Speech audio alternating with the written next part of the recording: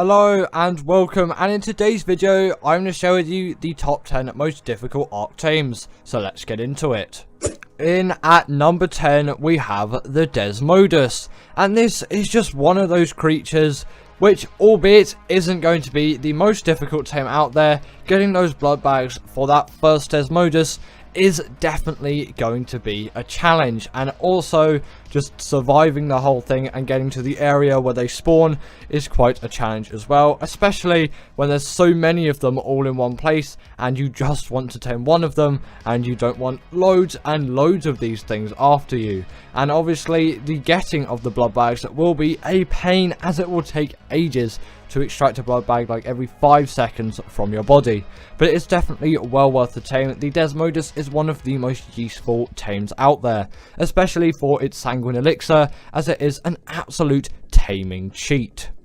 Next up we have the Bloodstalker, and this has the exact same taming method as the Desmodus, but why is it more difficult? Well, blood bags are not easy to get on Gen 1 in any circumstance at all, as yes, once you tamed your first Desmodus you have yourself a blood bag farm, whereas that simply isn't possible on Gen 1, and you just have to keep doing that same method and getting hundreds and hundreds of blood bags to actually get yourself a really high level Bloodstalker. And these are definitely essential on the Gen 1 map, as they are pretty much the only creature which you can use to get around, as flyers are banned on that map.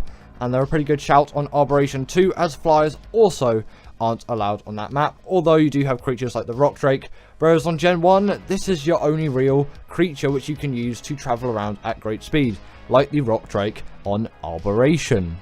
Now next up we have the Giga, and I was going to put the Crocodontosaurus in this spot, but I decided to just discount it on the list, as actually that tame isn't too bad, and it can be somewhat friendly compared to the Giga tame, especially considering how little resource you need for that tame, and albeit sometimes it can be buggy, I would say the Giga tame is still just a little bit harder because of the amount of resource you need for this thing. And yes, you can trap this thing pretty easily, and then you just have to stand there and shoot it, and it's not going to be the hardest tame in the world, but obviously it is still going to be a very difficult one, and considering its size and absolute mass as a creature, you kind of expect that. But hundreds and hundreds of trank darts does definitely take a while to get, and it is pretty difficult to get, as crafting all of those narcotics and then all of those arrows is just going to take a lot of time.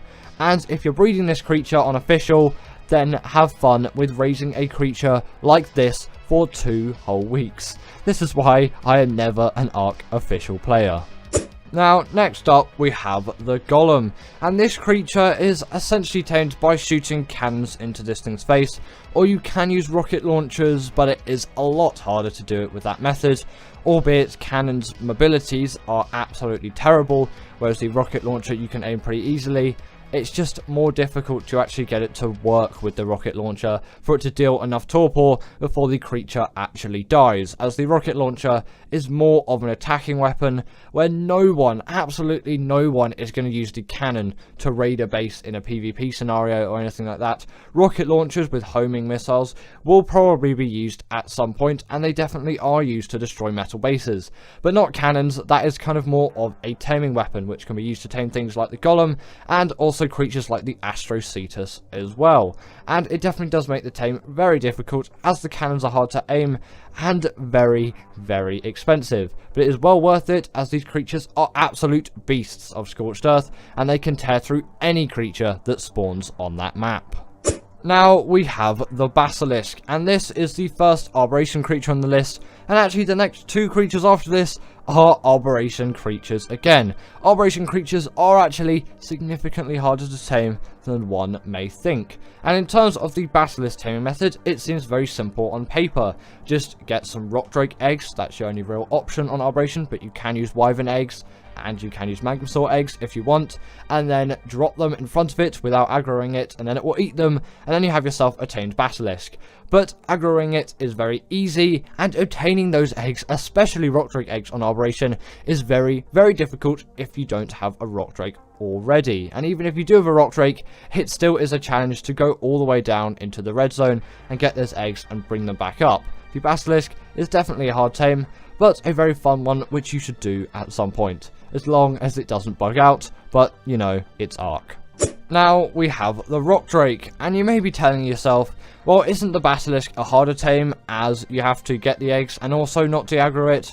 Well, this kind of becomes a more expensive tame, basically just requiring air conditioners to raise it once stolen, but obtaining that egg and also getting it out without a rock drake is very difficult, and you can tame the basilisk if you already have a rock drake, and it will make that tame much easier. But if you don't, then the basilisk tame may be considered a little bit harder, as there are some extra steps, but you do have to raise this creature as well on top of hatching it, so it is a very, very timely process, which is why I'm putting it higher on this list than the basilisk. But once tamed, this is a creature which is essential on Arboration, and if you are playing Arboration, then you definitely want to tame these things, as this is pretty much your only real way of traveling around the map like you would with a flyer, and it is such great achievement once you obtain one of these things, and it is so worth getting one of these things, and you definitely really should try and get yourself a rock drake as soon as you can.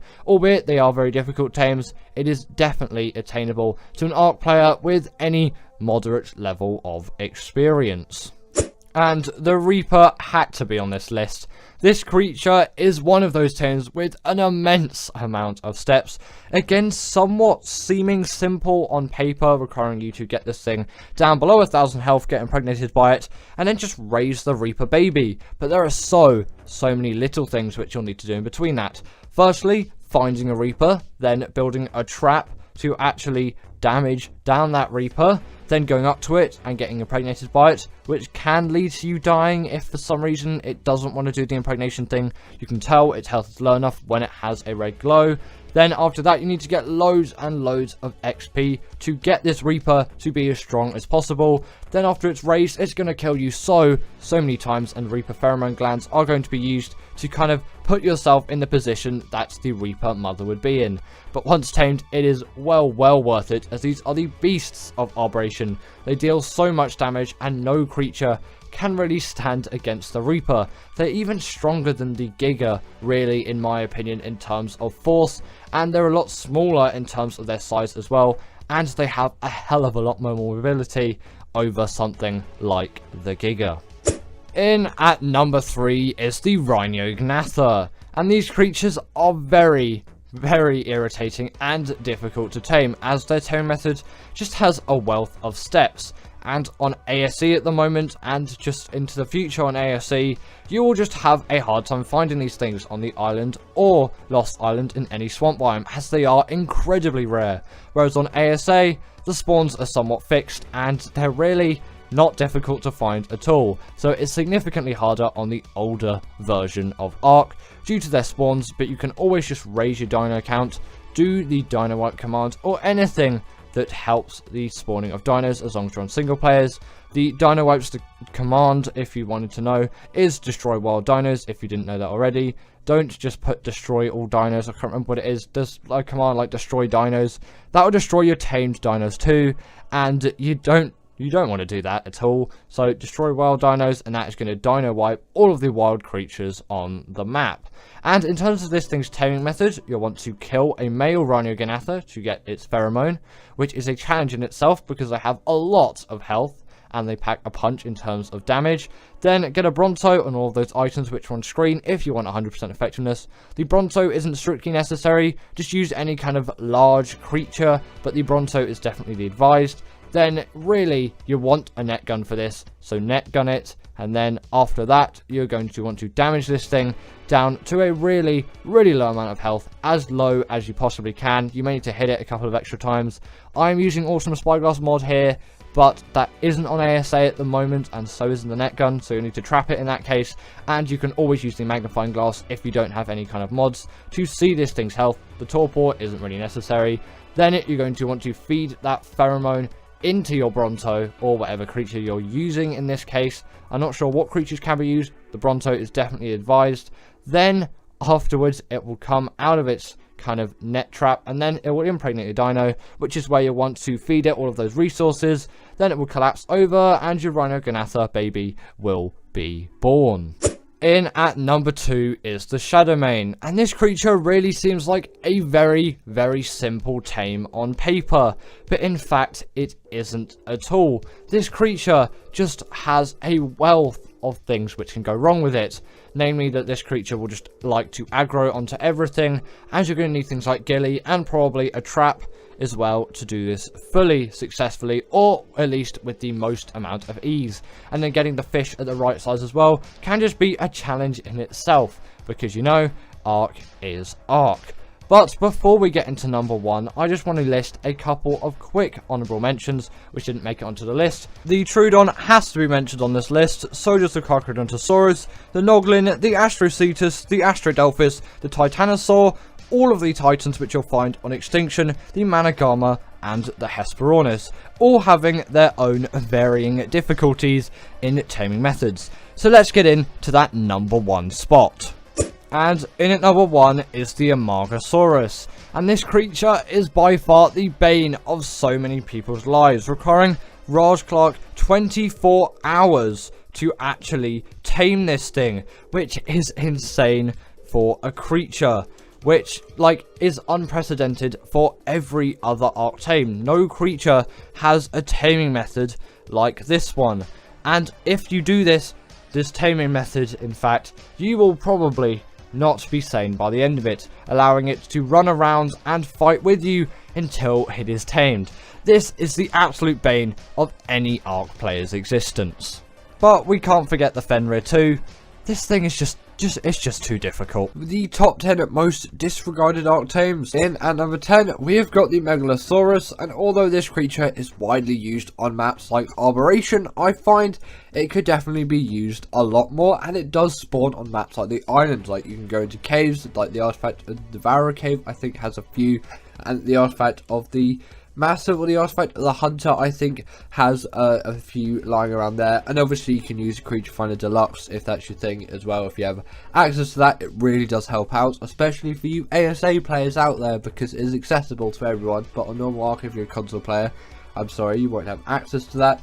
Also, these things do have a wealth of abilities as well, which really does make them quite a special creature to behold. They can just gnash away at small creatures in their mouth with no issues whatsoever. Honestly, it's so easy to kill things like Microraptors. They just simply can't get to you anymore, even though in this case they did. But you know, the thought is there, and I find it often in a lot of scenarios it really does help out, especially when there's not too many of them. If you get loads, then not many creatures are going to be able to ward them off, but the Stego is actually a pretty good shout. But obviously that's not going to be on this list, because the Stego is quite widely used for PvP, and you can actually use this creature for PvP as well. And I know I'm not the biggest PvP player out there, so PvP players out there, feel free to disagree with me if you think this wouldn't be good. But I think considering its size and the damage output, and considering that it only is really too useful at night time if you're doing a short raid that is not relatively too difficult, these things can be pretty useful, and they're pretty stealthy creatures. But again, if I got that completely wrong, make sure to comment that down below, as I always do want to know your thoughts. Just for general PvE use, sorry.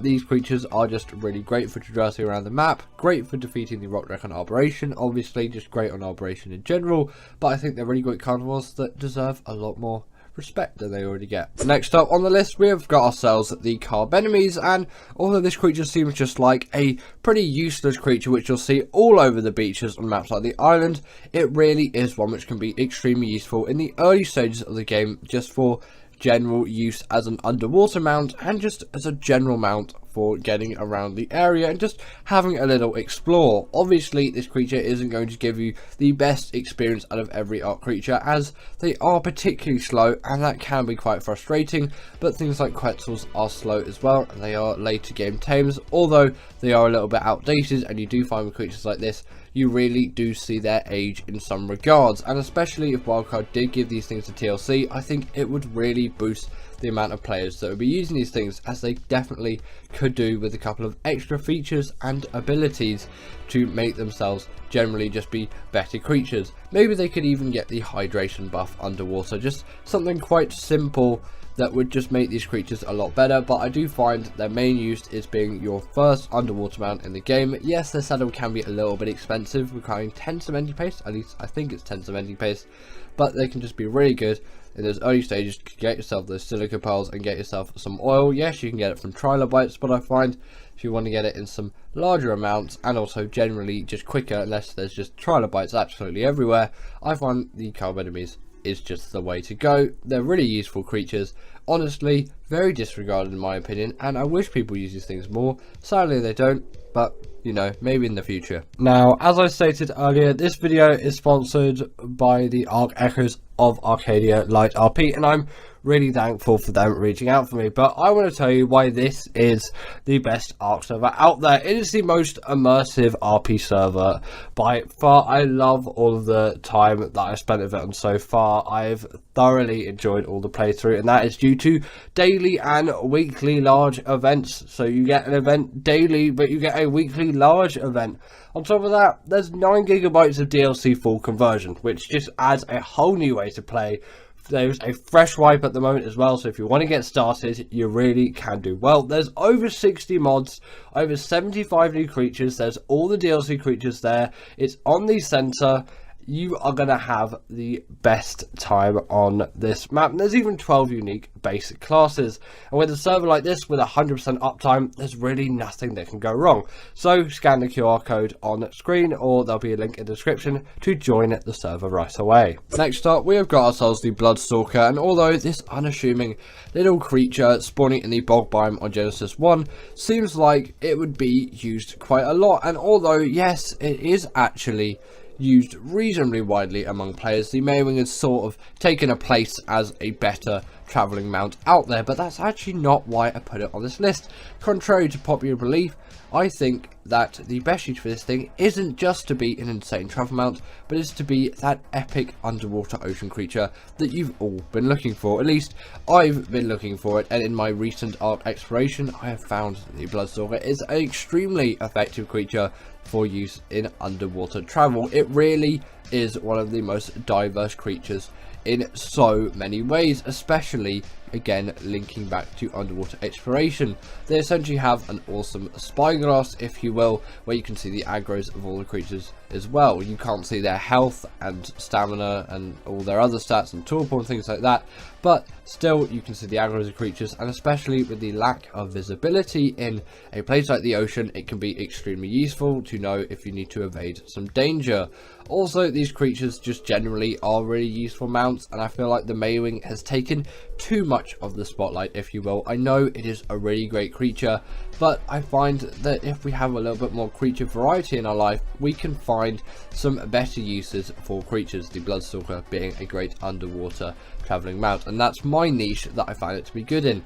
But if you find other niches with creatures by exploring with them, I find it can just be really useful for general game development, especially as a PvE player, but I could see how it would possibly be useful in some PvP scenarios as well. In at number 7, we have got ourselves the Mosasaurus, and this creature is here because I feel like with the Mosa, you might think of it as the king of the sea, the top of the top in the ocean biome, but actually creatures like the Basilo tend to get used a lot more, and I feel that is a big shame, considering this creature's size and general status that you might think it would have. It really does not in the world of Ark today. And although yes, they could be widely useful for the Moda boss and just generally underwater killing and just destroying everything in the underwater biome, and they're actually pretty decent for underwater caving on the island as well, they really do need something more, and this definitely does come into needing a TLC, but I find they're disregarded a little bit more than they need to be, as they are still pretty decent, very useful creatures of today. But Wildcard,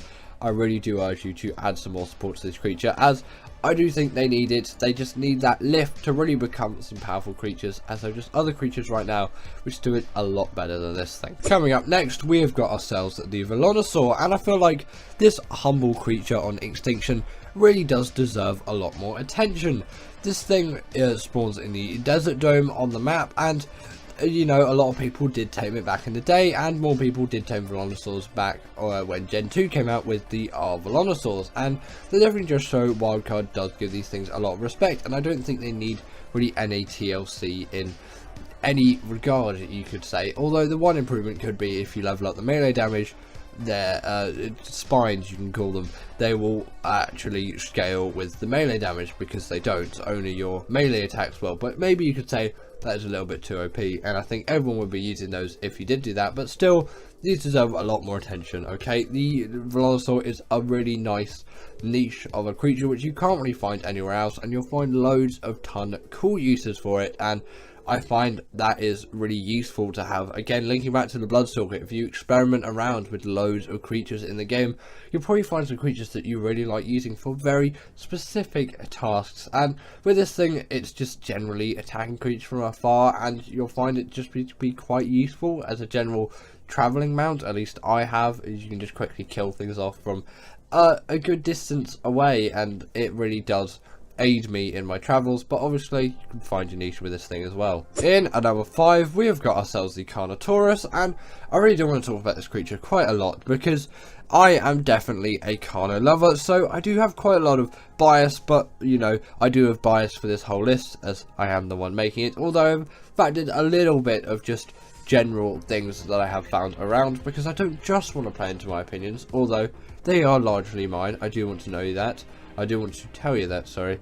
And also, as always, comment down below what your thoughts are on this list, and if you don't agree with it, then put your suggestions down, as I do want to know, and I want to take feedback from my community to kind of aid my videos and make these top 10s more applicable to you and me as well, because obviously I still want to have the reasoning behind all of it, and if there's some good reasoning for some good creatures, then I will definitely probably morph my decisions slightly, and I definitely have had a lot of decisions morphed by you, so keep that coming, because it really does help me as a person. And you know, just getting loads of different views, it's just really nice to have, and I have quite a nice position in a sense, because I just have access to these views where some other people maybe don't quite as much as me, especially as personalized as I get it. But speaking about the Carno, and not you guys, although love you guys a lot more than this thing, the Carnotaurus is a creature which deals the bleed damage, and it's relatively fast and agile, and come on, it's really easy to tame. You'll have no issues with it whatsoever, especially on ASA. These things are dead easy to tame, no issues whatsoever. Just kill the parent Carno as long as it has a baby attached, then boom, you just press a button and you've got yourself a Carno. Obviously you can just lead these things into a trap as well. Sometimes you don't even need a trap, just stand on top of a cliff and then just shoot down on it, and then boom. It's really easy to tame these things, and they're really useful, fast, agile creatures. People usually go for arrows instead, but I find it's a good bridge and a nice creature to have. Now, I often find the Quetzal isn't talked about nowadays, and it really does in a lot of ways sadly show its age. This creature is deadlily slow, if that's even a word. Either way, it's a really slow flyer, and it really did work better when flyer speed leveling was a thing. I know ages and ages ago, obviously you can activate it with mods and whatnot, and there's a setting for it nowadays, but all official servers, as far as I'm concerned, do not have this ability anymore, obviously, since that happened, because they're official servers, they keep it official.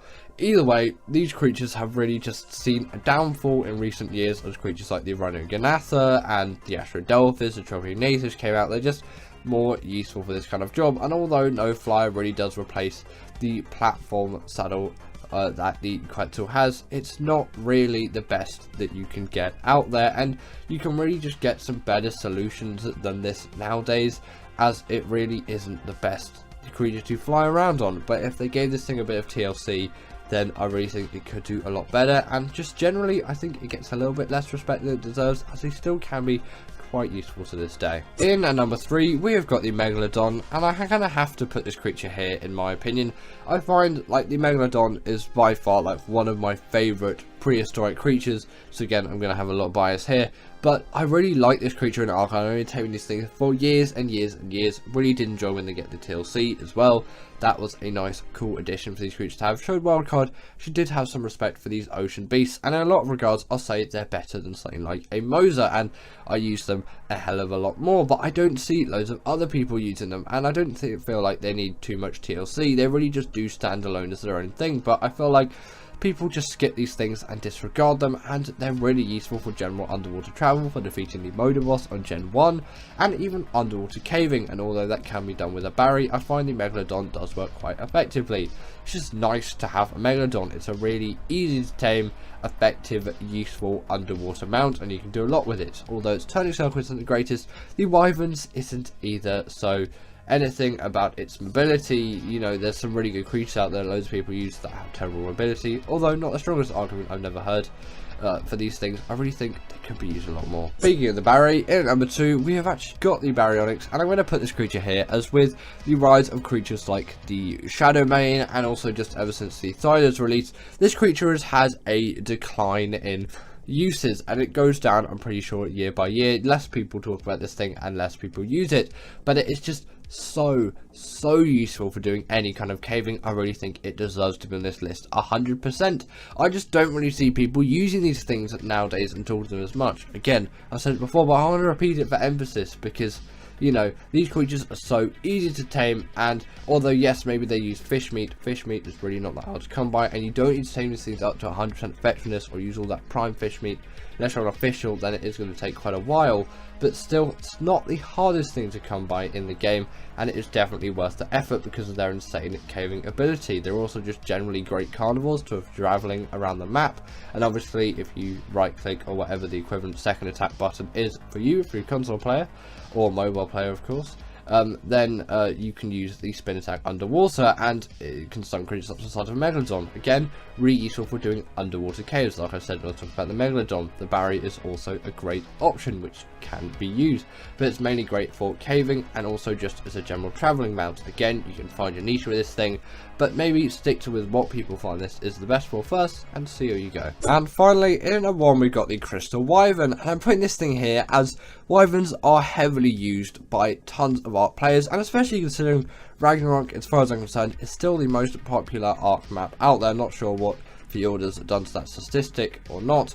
It's crazy to feel how the Crystal Wyvern gets like no respect compared to the Wyvern, and it is heavily disregarded. In some ways I find that maybe it has an easier taming method, and because of that it has some kind of psychological nocebo that these creatures just generally are worse, but in most cases I find they're better. Loads of you out there have been saying that you really like the Ember Crystal Wyvern. That's your favourite. For me, it's the Blood Crystal Wyvern. Obviously this is a Tropical Crystal Wyvern, but still the point stands, it's a Crystal Wyvern, and the B-roll works with what I'm talking about. Either way, these things, yes, maybe they are locked behind a level 60 kind of a barrier to actually tame one. You need to knock out one anyway to get the Primal Crystal. It's really not that hard. Note runs are easy, and that Primal Crystal is so easy to fetch, especially if you have a net gun now, considering all of that exists, and they work just as well as Wyverns, if not better, especially considering the easier tame method. Though they work tons better, and you can get them way earlier on in the game, and their abilities are, you could even say, new for today. They just seem really cool, and nothing really has been done like it since, and I feel like they deserve a lot more credit and success than they've gotten. So that is why I'm putting this creature in at number 1. I think it deserves it the most out of any creature in the game. So thank you to my wonderful patrons Katerina Puchkova, Karina Thorne, Dominic Masijewski, and Ethan Tapia, who have all supported me through Patreon or through YouTube memberships. If you want to join this list, then go join Patreon or YouTube members, but thanks to all of these guys.